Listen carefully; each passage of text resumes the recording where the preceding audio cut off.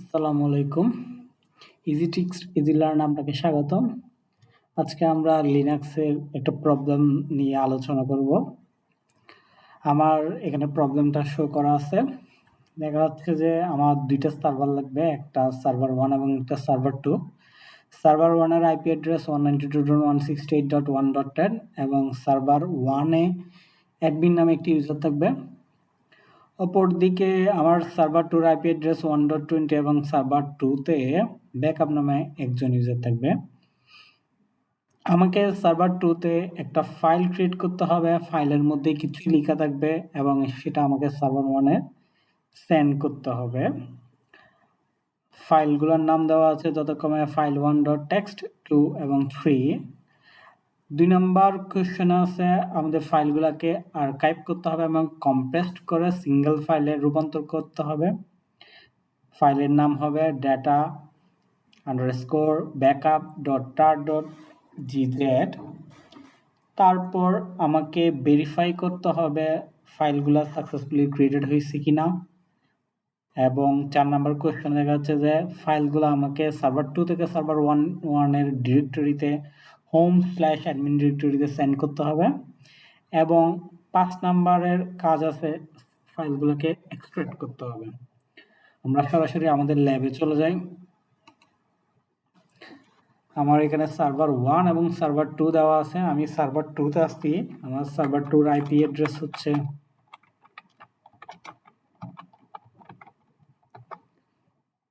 1.20।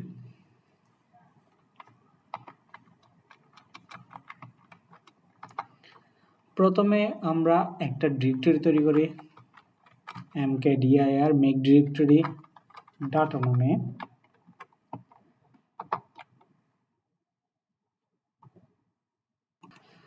তারপর আমরা ইকো দিয়ে একটা ফাইল তৈরি করি। ইকো দিয়ে ফাইল তৈরি করলে ফাইলের মধ্যে সহজে কিছু লেখাও যায় একসাথে। তবে আমরা টাস্ক দিয়েও ফাইল তৈরি করতে পারি। টাস্ক দিয়ে তৈরি করার পর আমাকে ভিম এডিটর দিয়ে এডিট করে তারপরে ফাইলে কোনো ইনফরমেশন লিখতে হবে। সেক্ষেত্রে আমাদের ইকো ব্যবহার করা সুবিধাজনক।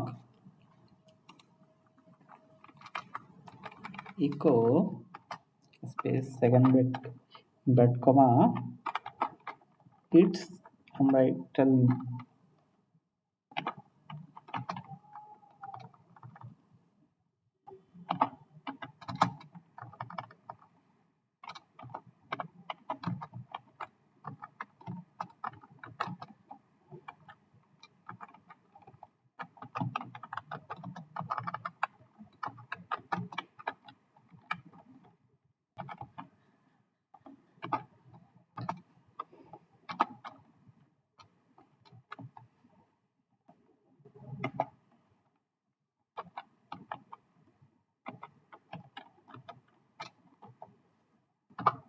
একটা ফাইল তৈরি করলাম। সেমভাবে আমরা আরেকটা ফাইল তৈরি করি,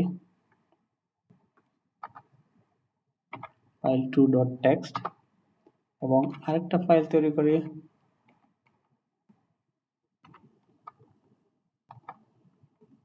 file3.txt। এক্ষেত্রে আমরা এখানে দেখা যাচ্ছে যে আমি গ্রেটার দেন চিহ্ন ব্যবহার করলাম একবার। এক্ষেত্রে যদি আমি আমার তিনটা ফাইলে file1.txt 2.txt 3.txt এ সেম লেখাটা দেখা যাবে। It's an important file. এক্ষেত্রে যদি আমি প্রত্যেকটা ফাইলে আলাদা আলাদা করে আমার টেক্সটগুলো লিখতে চাই তাহলে আমাকে একটা গ্রেটার দেন চিহ্নের পরিবর্তে 2টা গ্রেটার দেন চিহ্ন ইউজ করতে হবে। সেক্ষেত্রে আমার প্রত্যেকটা ফাইলে আলাদা আলাদা করে লেখা থাকবে, লেখাগুলো শো করবে। সেকেন্ড নাম্বারে হচ্ছে আমাকে ফাইলগুলোকে আর্কাইভ করতে হবে। সেক্ষেত্রে আমরা আর্কাইভের কমান্ডটা ইউজ করতেছি, tar -chat vf data underscore backup dot tar dot gz। যেহেতু আমরা রুট ডিরেক্টরিতে আছি তাহলে আমাদের ডিরেক্টরি দেখাই দিতে হবে ডাটা। তাহলে দেখা যাচ্ছে আমাদের ফাইলগুলা কম্প্রেসড হয়ে গেছে। এক্ষেত্রে সি দ্বারা কম্প্রেসড বোঝায়, জেড দ্বারা জিপ ফাইলগুলা বোঝায়, বি দ্বারা ফাইলগুলোর ডিটেলস বোঝায় এবং এফ দ্বারা ফাইল বোঝায়। এখন আমাদের সিকিউ শেলের মাধ্যমে ফাইলগুলা সার্ভার 1-এ সেন্ড করতে হবে। তাহলে সেক্ষেত্রে কমান্ডটা হচ্ছে scp ডাটা, ট্যাব দিলে আমাদের চলে আসবে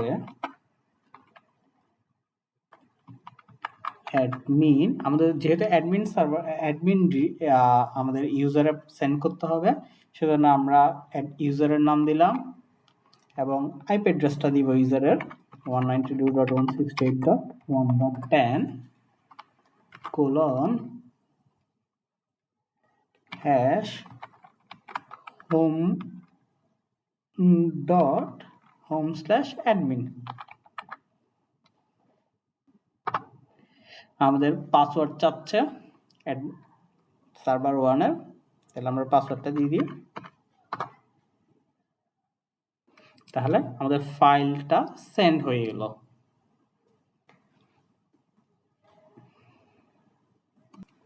এখন আমরা ফাইলটা এক্সট্রাক্ট করব। এক্সট্রাক্ট করার আগে ফাইলটা আমরা সেন্ড হয়েছে সেটা ডিটেলস দেখতে পারবো। ডিটেলস দেখার কমান্ড হচ্ছে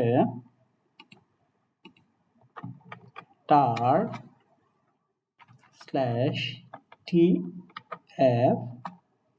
স্পেস ডাটা। দেখা যাচ্ছে আমার ডাটা ডিরেক্টরিতে file.1.txt, file2.txt এবং file3.txt নামে 3টা ফাইল আছে। এখন আমরা ফাইলগুলোকে এক্সট্রাক্ট করতে পারবো। আমাদের এক্সট্রাক্ট করার কমান্ডটা হচ্ছে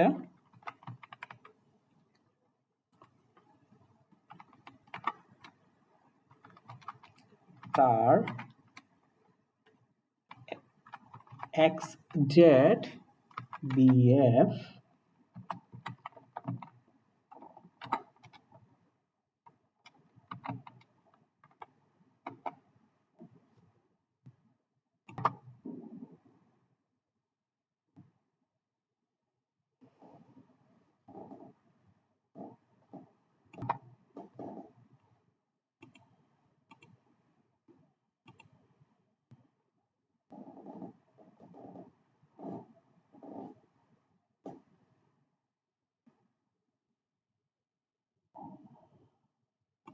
দেখা যাচ্ছে যে আমাদের ফাইলগুলো এক্সট্রাক্ট হয়ে গেল। এখন আমরা সার্ভার 1 থেকে চেক করব আমাদের ডাটা ডিরেক্টরিতে আমাদের ফাইলগুলা অ্যাভেলেবল আছে কিনা। আমরা এখন সার্ভার এতে গিয়ে অ্যাডমিন ইউজারে দেখব আমাদের ফাইলগুলা আর্কাইভ হয়েছে কিনা, আমাদের ফাইলগুলা সেন্ড হয়েছে কিনা। আমরা সার্ভার ইউজারে যাচ্ছি,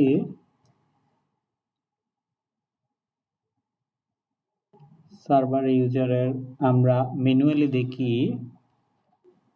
আমি এখন এখানে দেখা যাচ্ছে আমাদের ফাইলগুলো চলে আসছে এক্সট্রাক্ট অবস্থায়। ডাটা file1.txt, file1.txt এর ভিতরে আমাদের ইম্পর্টেন্ট ডকুমেন্ট আছে। It's an important file. Same ভাবে আমরা আইপি অ্যাড্রেসটা একটু চেক করে দেখি।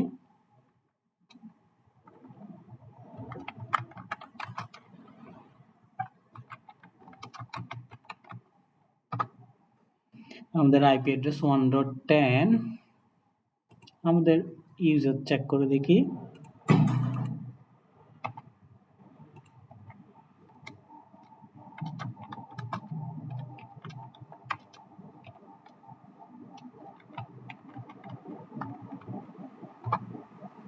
আমাদের অ্যাডমিন নামে ইউজার আছে এখানে।